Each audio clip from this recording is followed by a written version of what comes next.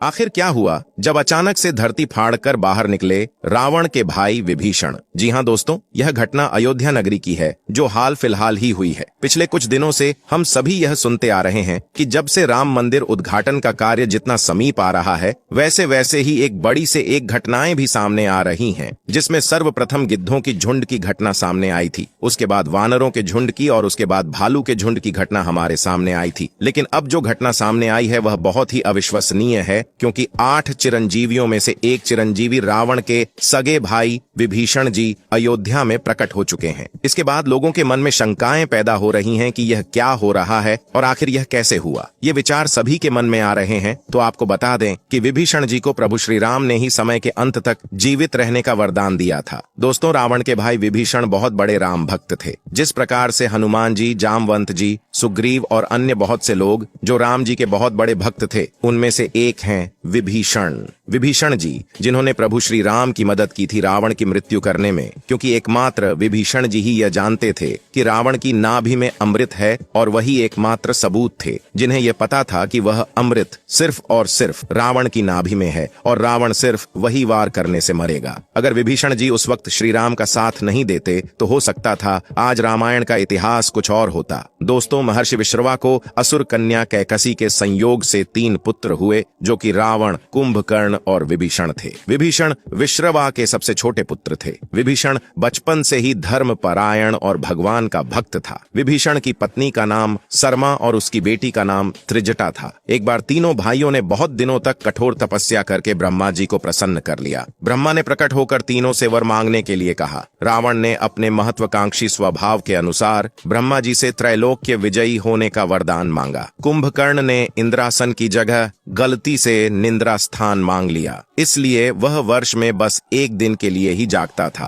अंत में विभीषण ने उनसे भगवत भक्ति की याचना की। तपस्या से लौटने के बाद रावण ने अपने सौतेले भाई कुबेर से सोने की लंकापुरी को छीनकर उसे अपनी राजधानी बनाया और ब्रह्मा के वरदान के प्रभाव से त्रैलोक्य विजयी बना। विभीषण भी रावण के साथ लंका में रहने लगे। रावण ने जब सीता जी का हरण किया, तब विभीषण पराई स्त्री के हरण को महापाप बताते हुए सीता जी को श्री राम को लौटा देने की सलाह देकर हमेशा धर्म की शिक्षा देते थे। लेकिन रावण उसकी एक नहीं सुनता था। अंत में रावण ने उसे लंका से निकाल दिया। दोस्तों, जब हनुमान जी सीता की खोज करते हुए लंका में आए, उन्होंने श्री राम नाम से अंकित विभीषण का घर देखा। घर के चारों ओर तुलसी के वृक्ष लगे हुए थे। सूर्योदय के पूर्व का समय था। उसी समय श्री राम नाम का स्मरण करते हुए विभीषण जी की निद्रा भंग हुई। राक्षसों के नगर में श्री राम भक्त को देखकर हनुमान जी को आश्चर्य हुआ। 2 राम भक्तों का परस्पर मिलन हुआ। हनुमान जी ने उनसे पता पूछकर अशोक वाटिका में माता सीता का दर्शन किया। जब हनुमान जी लंका का दहन कर रहे थे,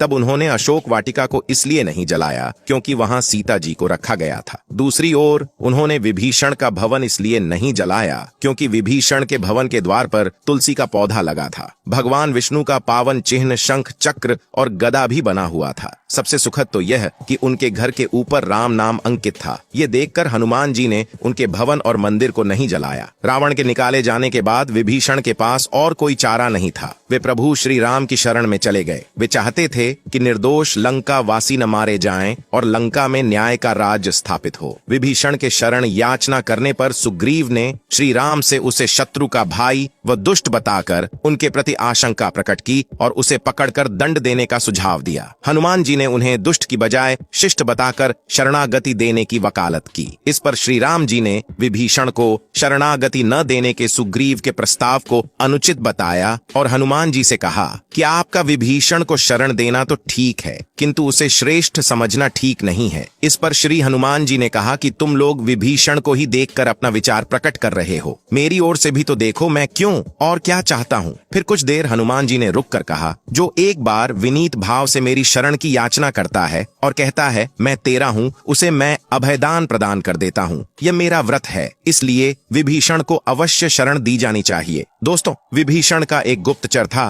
जिसका नाम अनल था। उसने पक्षी का रूप धारण कर लंका जाकर रावण की रक्षा व्यवस्था तथा सैन्य शक्ति का पता लगाया और इसकी सूचना भगवान श्री राम को दी थी। विभीषण ने ही राम को कुंभकर्ण, मेघनाद और रावण की मृत्यु का रहस्य बताया था। भगवान श्री राम ने विभीषण को लंका का नरेश बनाया और अजर अमर होने का वरदान दिया। विभीषण जी सप्त चिरंजीवियों में एक हैं और अभी तक विद्यमान हैं। विभीषण को भी हनुमान जी की तरह चिरंजीवी होने का वरदान मिला है। वे भी आज सशरीर जीवित हैं। इंद्रादि देवताओं के बाद धरती पर सर्वप्रथम विभीषण ने ही हनुमान जी की शरण लेकर उनकी स्तुति की थी। विभीषण ने हनुमान जी की स्तुति में एक बहुत ही अद्भुत और अचूक स्तोत्र की रचना की है। विभीषण द्वारा रचित इस स्तोत्र को हनुमान वर्णवाल स्तोत्र कहते हैं। हनुमान जी ने सबसे पहले सुग्रीव को बाली से बचाया और सुग्रीव को श्री राम से मिलाया। फिर उन्होंने विभीषण को रावण से बचाया और उनको राम से मिलाया। हनुमान जी की कृपा से ही दोनों को ही भय मुक्त जीवन और राज्य पद मिला। इसके साथ एक चमत्कार राम मंदिर में और देखने को मिल रहा है। कहा जा रहा है अचानक अयोध्या के अंदर बड़ी संख्या में गिद्धों और भालुओं का झुंड पहुंच गया है। बहुत लोग इन्हें साक्षात जटायु जामवंत का रूप कह रहे हैं, जो भगवान श्री राम के मंदिर की प्राण प्रतिष्ठा में शामिल होने के लिए आए हैं। लोगों को हैरानी इसलिए हो रही है क्योंकि जो गिद्ध और भालुओं की प्रजाति भारत से विलुप्त होने की कगार पर है, साल 2000 के बाद इतनी संख्या में कहीं पर भी नजर नहीं आए और इतनी बड़ी संख्या में अयोध्या पहुंच जाना वाकई में भगवान श्री राम का चमत्कार है। और यह खबर जब मीडिया के अंदर पहुंची तो सब जगह भगवान श्री राम के चमत्कार की चर्चा बहुत तेजी से होने लगी। इस चमत्कार को आज वैज्ञानिक भी मान रहे हैं। अब आते हैं मुख्य टॉपिक पर। इसी तरह हनुमान जी ने अपने जीवन में कई राक्षसों और साधु संतों को भय मुक्त और जीवन मुक्त किया है। मित्रों, विभीषण जी की ऐसी भक्ति देखकर भी यदि आपने अभी तक चैनल को सब्सक्राइब नहीं किया है और वीडियो को लाइक नहीं किया है तो आप पक्के सनातनी नहीं हैं। इसलिए इस वीडियो को ज्यादा से ज्यादा शेयर करें और तैयारी करें आने वाली 22 जनवरी 2024 की भव्य राम वाली दिवाली के लिए। इसी के साथ वीडियो में अंत तक बने रहने के लिए धन्यवाद।